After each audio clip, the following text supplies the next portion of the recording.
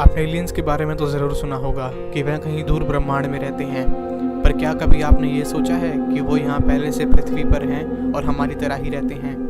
एवरलिविंग में आपका फिर से स्वागत है, तो चलिए शुरू करते हैं। आज हम एक ऐसी रहस्यमय जगह के बारे में बात करेंगे जो बरमूडा ट्रायंगल जैसे लक्षण दिखाता है। अगर आप बरमूडा ट्रायंगल के बारे में नहीं जानते तो मैं संक्षेप में बताता हूँ। बरमूडा ट्रायंगल एक ट्रायंगल शेप अटलांटिक महासागर में जगह है जिसके ऊपर से अगर कोई भी चीज़ गुजरती है तो वह समुद्र में डूब जाती है, जैसे एरोप्लेन, जहाज़, पक्षी, कुछ भी। बड़ी सी बड़ी चीज़ वहाँ प्रकृति के आगे नहीं टिक पाती। आज हम जिस जगह के बारे में बात करने वाले हैं वह बरमूडा ट्रायंगल के समान भी है और विपरीत भी। यह एक 50 किलोमीटर का रेगिस्तान है जो बिल्कुल शांत है। शांत जगह पृथ्वी पर बहुत हैं, पर यह एक ऐसी एकांत जगह है जो और कहीं नहीं है, इसलिए इसे द जोन ऑफ साइलेंस कहा जाता है, यानी एकदम एकांत जगह। सबसे पहले इस जगह का 1930 में पता चला था जब एक पायलट ने अपना वहाँ प्लेन उतारा, क्योंकि उसका रेडियो काम नहीं कर रहा था। वहाँ उसके सारे उपकरण हिलने लग गए और कंपास भी फेल हो गया। तब इस किस्से को नज़रअंदाज कर दिया गया था। फिर 1964 में एक इंजीनियर को वहाँ ऑयल पाइपलाइन का काम मिला। उधर उसका भी रेडियो काम नहीं करा। वो काफ़ी बार उधर गया पर रेडियो काम कभी नहीं करा। तभी उस जगह के राज खुलने शुरू हुए। वहाँ रहस्यमय बात यह है कि वहाँ पर कोई भी सिग्नल काम नहीं करता। जी हाँ, ना कोई रेडियो सिग्नल और ना कोई आपके वाईफाई का सिग्नल यहाँ आ सकता। यह जगह इन्हें नहीं आने देती। एक और जाना माना किस्सा हुआ था 1970 में। कोल्ड वॉर के समय अमेरिका ने मिसाइल टेस्ट किए थे, पर एक मिसाइल ने अचानक से अपनी दिशा बदल ली। उससे सिग्नल टूट गया था और वह मिसाइल उस रेगिस्तान में जाकर गिरी। कुछ हफ्तों बाद जब टीम वहां पहुंची तब उनके रेडियो सिग्नल्स, टेलीविज़न और सैटेलाइट सिग्नल्स काम नहीं कर रहे थे। यहाँ तक कि कोई स्टैटिक भी नहीं था, कुछ नहीं, एकदम एकांत शांति। जब इस जगह की साफ सफाई हुई तो यहाँ की स्ट्रॉन्ग मैग्नेटिक फील्ड्स का राज खुला, जो आज के इस आधुनिक ज़माने में किसी बंद कमरे के समान है। और रिसर्च के बाद पता चला कि इस जगह में ज़्यादा मात्रा में मैग्नेटाइट और आयरन है। ऐसा मानो जैसे यह ज़मीन एक बहुत बड़ी मैग्नेट है। यहाँ के पत्थर में इतना धातु है कि जिसकी वजह से यह अपने आप चलने लगते हैं। धातु की बात की जाए तो यहाँ पर रुथेनियम और रोडियम भी मिला, जो कि बहुत रेयर है, और टेक्नीशियम भी मिला, जो कि प्रकृति में नहीं पाया जाता। यह सिर्फ आर्टिफिशियली लैब में बनाया जा सकता है। तो सवाल ये है कि यह सब वहाँ आए कैसे। यहाँ के पौधे और जानवर की ग्रोथ भी बाकी जगह से अलग है। लोगों का मानना है कि इस रेगिस्तान में एलियंस रहा करते थे और ज़मीन के नीचे उनका यूएफओ है। मीटियोर का गिरना यहाँ पे आम जगह से कहीं ज़्यादा है, तो लोगों को लगा कि यह एक एलियंस का संदेश है कि वह यहाँ आने वाले हैं। पर यह सब सिर्फ अफवाहें हैं। विज्ञान इन बातों को नहीं मान सकता। द जोन ऑफ साइलेंस की चर्चा और बढ़ी जब यहाँ पर अनजान हरकत का पता चला। कभी कभार अचानक से यहाँ पर अजीब सी लाइट्स और रेडियो वेव बर्स्ट दिखा करते हैं। कई लोग इस जगह से भ्रम के शिकार बन गए हैं। उन्हें यहाँ वो सब दिखता है जो हकीकत में नहीं होता। इसे भ्रम कहें या हकीकत, पर कईयों ने इधर अचानक से लोगों को प्रकट होते हुए और गायब होते हुए देखा है। इस घटना के कुछ सबूत भी हैं, पर साइंस के पास इस बात का कोई जवाब नहीं है। लोगों के बयान में उन्होंने बहुत बार 3 अजीब लोगों को यहाँ देखा है। तीनों खूबसूरत और स्पेनिश बोलने वाले 2 लड़के और 1 लड़की। इस गर्म रेगिस्तान में उन्होंने हमेशा सर्दियों के कपड़े पहने होते हैं। वह लोगों से सिर्फ उनकी बोतलों में पानी भरने की रिक्वेस्ट करते हैं। किसी ने एक बार उनसे पूछा कि वह कहाँ से आए हैं। उन्होंने कहा फ्रॉम अबव और चले गए। फ्रॉम अबव यानी इस दुनिया के बाहर से। अगली घटना 1975 की है। 2 भूवैज्ञानिक अर्नेस्टो और जोसेफिना जोन में पत्थर के सैंपल लेने गए थे। अचानक से मौसम बहुत ख़राब होने लगा। आंधी तूफान आने शुरू हो गए। तेज़ बारिश के कारण उनकी गाड़ी का पिछला हिस्सा गड्ढे में फंस गया था। उन्होंने काफ़ी कोशिश की पर गाड़ी बाहर नहीं निकली। कुछ समय बाद अचानक से 2 लोग पीले रेनकोट और टोपी में आए। उनका चेहरा अच्छे से नहीं दिख पा रहा था और वह उनकी मदद करने लग गए। कुछ ही पल बाद गाड़ी गड्ढे से बाहर निकल गई। जोसेफिना के मना करने के बाद भी अर्नेस्टो उन्हें धन्यवाद करने के लिए गाड़ी से बाहर निकल गया। पर जब वह गाड़ी से बाहर निकला तो हैरान हो गया था और जोसेफिना को बाहर बुलाया। वो दोनों मदद करने वाले लोग अचानक से गायब हो गए थे। दूर दूर तक कोई नहीं दिख रहा था और यहाँ तक कि गाड़ी के पीछे उनके पैरों के निशान तक नहीं थे। ऐसा मानो जैसे वहाँ कोई आया ही नहीं।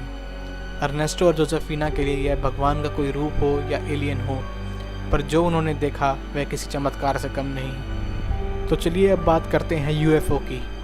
वैसे तो इंटरनेट पे काफ़ी यूएफओ साइटिंग्स के वीडियोस मिलेंगे, पर कौन से असली हैं कौन से नकली, उनका कुछ कहा नहीं जा सकता। अगर कोई यूएफओ ब्रह्मांड से पृथ्वी पर आएगा तो इंसान की बनाई टेक्नोलॉजी से वह नहीं छुप पाएगा।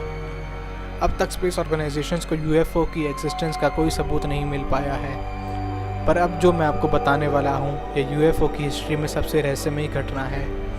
यह बात 1976 सेबालोस की है। सेबालोस सबसे नज़दीकी टाउन है जोन ऑफ साइलेंस से। हुआ यूँ कि रात के 9 बजे के आसपास लोगों को अजीब सी तेज़ आवाज़ें आने लगी। सब लोग अपने घर से बाहर निकल गए तो उन्होंने देखा कि उनके सर के ऊपर एक रेक्टेंगुलर शेप का जहाज़ उड़ रहा है। वह चीज़ करीब 300 मीटर लंबी थी और उसके चारों तरफ रिम पर लाइट्स चमक रही थी। उसमें से बहुत तेज़ गहरी हाई बेस की आवाज़ आ रही थी। उस आवाज़ का कुत्तों पर बहुत असर हो रहा था और सारे कुत्ते चीखने लग गए और उस चीज़ पर भौंकते जा रहे थे। कुछ ही पल बाद वो जो भी था वहाँ से निकलकर जोन ऑफ साइलेंस की तरफ चला गया। यह किस्सा असली है या नकली, इस बात का कोई सबूत नहीं है। अगर यह नकली है तो सवाल ये है कि वहाँ वह पूरा टाउन झूठ क्यों बोलेगा। यह घटना पुलिस वालों और मिलिट्री ने तक देखी थी और किसी के पास झूठ बोलने का कोई कारण नहीं है। लोगों के अनुसार यह किसी इंसान का मजाक या साजिश नहीं है। जो उन्होंने अनुभव किया वह किसी इंसान का काम नहीं हो सकता। मैंने कुछ देर पहले बताया था कि अगर कोई यूएफओ ब्रह्मांड से पृथ्वी पर आएगा तो इंसान की बनाई टेक्नोलॉजी से वह नहीं छुप पाएगा। तो क्या यह यूएफओ पृथ्वी पर पहले से है? क्या यह जोन ऑफ साइलेंस में छुपा हुआ है? इन सब सवालों का आज तक कोई एक्सप्लेनेशन या एविडेंस नहीं मिल पाया है। अब जो मैं आपको आखिरी किस्सा बताने जा रहा हूँ जोन के बारे में, उसका कोई एविडेंस नहीं मिला था और जनता से यह बात छुपा कर रखी गई थी। पर 2013 में इस घटना के राज खुले और इन्फॉर्मेशन लीक हो गई। इधर वैज्ञानिकों के लिए एक बायोलॉजिकल रिसर्च स्टेशन स्थित था जहां पर जोन पर रिसर्च होती थी। कई लोगों का आना जाना यहां लगा रहता था, पर कई बार अचानक से साइंटिस्ट अपनी शिफ्ट के समय रेगिस्तान में गायब हो जाते थे। जी हाँ, सच का गायब होना और बाद में वापस आ जाना। इस बात की कोई एक्सप्लेनेशन नहीं मिली, पर 2013 में एक रिसर्चर हेक्टर ऑल्वरेज के हाथ से लिखे हुए जर्नल्स मिले जिसने पूरा इस राज का खेल पलट दिया। जर्नल के शुरू में उन्होंने एक अजीब घटना बताई जब वह स्टेशन पर अकेले काम कर रहे थे। रात की ड्यूटी में वह वो अकेले काम ही किया करते थे। उस घटनाओं को उन्होंने अपने कैमरे से लेने की कोशिश की पर कैमरा ने कुछ रिकॉर्ड नहीं किया। जब हेक्टर ने अपने सीनियर्स को वह बात बताई तो उन्हें उसकी बातों को नज़रअंदाज कर दिया गया। उस जर्नल के 3 महीने की घटनाओं को डिटेल में बताया हुआ है। घटनाएं जैसे मैं आपको पहले बता चुका हूँ, अजीब सी लाइटें, झटके से रेडियो वेव्स का प्रकट होना और एटमॉस्फेरिक प्रेशर का बदलना, अचानक से मौसम का ख़राब होना, तेज़ आंधी चलना, इन बातों पर कोई ना कोई एक्सप्लेनेशन बन सकती है। पर अब जो मैं बताने वाला हूँ वह कुछ ज़्यादा ही रहस्यमयी है।